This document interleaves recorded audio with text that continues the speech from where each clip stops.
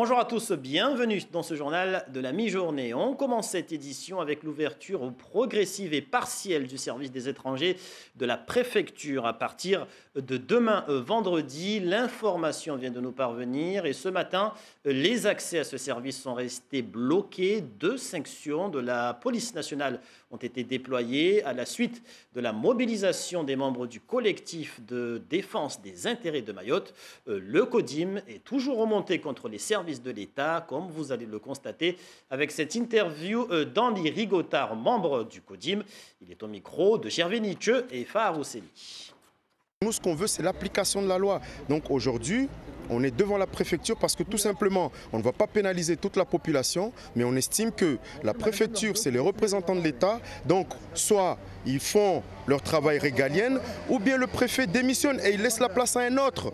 Tant que les préfets qui vont se succéder ici ne comprendront pas qu'ici, il va falloir qu'on applique la loi française et non une loi France-Afrique ou je ne sais d'où elle vient, coloniale, si je peux dire ça aussi. Tant qu'ils n'auront pas compris ça, on ne sera pas sur la même longueur d'onde. Et il faut qu'ils arrêtent de nous intimider parce que le Mahorais ne va plus se taire. Un mot de justice pour vous informer de l'incarcération à Majicavo d'un professeur qui a été jugé hier. Il comparaissait après plusieurs agressions sexuelles sur mineurs de moins de 15 ans. Après plusieurs heures de débat, le tribunal l'a condamné à 5 ans de prison ferme. On reste dans la justice pour évoquer l'élection de Fatima Hosseini il y a quelques jours à la tête du barreau de Mayotte. Elle succède à son confrère Idriss Ahmed et occupera sa nouvelle fonction de bâtonnier le 1er janvier 2019. Après plusieurs échecs, l'avocate remporte donc cette élection et devient ainsi la première femme de la région à occuper ce poste. Féministe et connue pour son engagement dans la promotion de l'art, elle s'est confiée à Alda Halidi. Vous voyez ce reportage. Il lui aura fallu 3 échecs parfois douloureux avant d'atteindre son objectif. Et c'est au moment où elle s'y attend le moins que Fatima Hosseini est élue bâtonnier de Mayotte. Je suis très contente de pouvoir assumer cette fonction, qui est une fonction de bénévolat, mais quand même de dévouement à l'égard du métier, des confrères, pour faire avancer les choses, notre propre exercice aussi, donc c'est important. Et les sacrifices, on est forcément obligé d'en faire quand on fait un métier d'indépendant, comme toutes les autres professions. Et c'est vrai moi j'ai beaucoup travaillé depuis mon arrivée à Mayotte. Je fais partie des anciens, de ce qu'on appelle aujourd'hui les anciens du barreau de Mayotte. Ça fait 22 ans que j'y suis inscrite.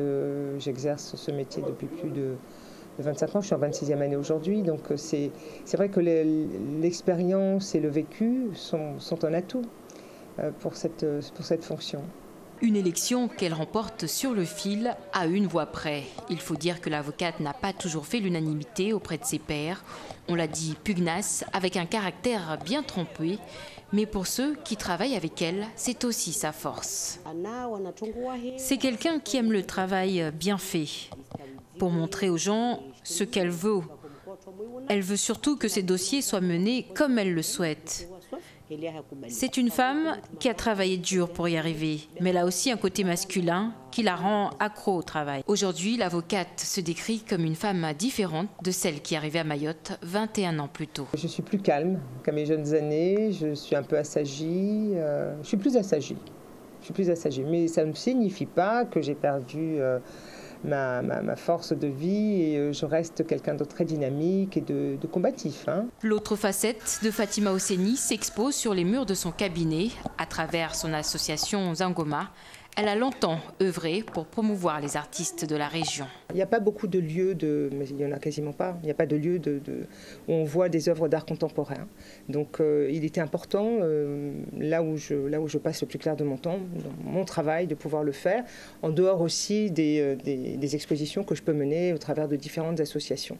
Et le but ultime, c'est d'atteindre la jeunesse. La jeunesse parce qu'elle est la plus fragile. Une jeunesse à qui elle n'hésite pas à tendre la main pour préparer la relève et surtout encourager d'autres Mahoraises à revêtir la robe d'avocat. En bref, un mot pour vous dire que l'association Narikem Sada, qui avait organisé en fin de semaine dernière son Sadathon, a finalement récolté la somme de 3 634 € et 7 centimes plus précisément. Ce montant a été remis sur forme de chèque hier au centre hospitalier de Mayotte afin d'accompagner amplement les patients atteints du VIH. Direction Paris à présent, là où 80 Réunionnais férus de digital participent au forum Nexi, un forum délocalisé pour cette 3e édition afin de mieux faire connaître la filière numérique réunionnaise dans l'Hexagone. Parmi les exposants, Hub2, une start-up réunionnaise qui ambitionne de devenir la référence pour les PME digitales en Afrique. Le reportage est de Karine Zabulon et Philippe Hernando. Un pitch devant une salle pleine, 3 minutes pour présenter à l'Assemblée sa start-up. Aujourd'hui, avec une connexion chez nous, vous avez accès à plus de 5 pays. Hub2 est opérationnel sur le continent africain depuis juillet de cette année. Son credo, l'économie digitale pour les entreprises. On connecte tous les systèmes de paiement des opérateurs mobiles au sein de notre infrastructure pour permettre aux sites marchands de réaliser et de se faire payer sur le web. Dans son portefeuille, une 50aine de clients, un fichier qui ne cesse de s'étoffer avec une demande par jour. En Afrique, la plupart des gens n'ont pas de compte bancaire, de carte de crédit, et donc, mais la plupart ont des comptes Orange Money, MTN Money, etc. Donc ils préfèrent payer par ces moyens. Donc SFP cherche des partenaires qui peuvent développer des solutions de paiement. Et donc, c'est dans ce contexte qu'on a rencontré Hub2 qui a développé une application qui nous intéresse. Un client potentiel qui serait le bienvenu pour cette société internationale dont le siège est à La Réunion. Elle se constitue peu à peu un réseau afin de pouvoir lever des fonds pour développer sa structure. Depuis qu'il est présent à Paris, avec les rencontres qu'on a pu organiser, notamment à la station F, au sein de Paris Senco, les incubateurs de Paris Senco, certains fonds qu'on ne connaissait pas, y compris nous, l'ont contacté pour les rencontrer. Donc peut-être que ça va leur donner des opportunités de financement très bientôt. Prochaine étape, l'utilisation de la blockchain, une nouvelle technologie pour booster les transactions financières. Son déploiement est prévu pour le premier trimestre 2019.